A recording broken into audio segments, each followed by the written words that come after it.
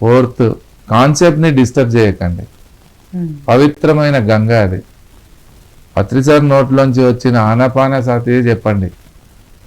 రకరకాలుగా కొత్త కొత్త యాడ్ చేసి చెప్పకండి. ఇదో రకంగా అదో రకంగా అవసరమే లేదు. థాట్ పెట్టి సంకల్ప ధ్యానము ఇలాంటివి ఏం చేయకండి ఫర్ యువర్ కైండ్ ఇన్ఫర్మేషన్. ఎందుకంటే ఈ 30 years నేను ఎప్పుడు చేయలేదు అలాంటివి. ఓన్లీ ఆనాపానసతి, 18 ఆదర్శ సూత్రాలు, మెడిటేషన్ ఇంపార్టెన్స్, లాభాలు.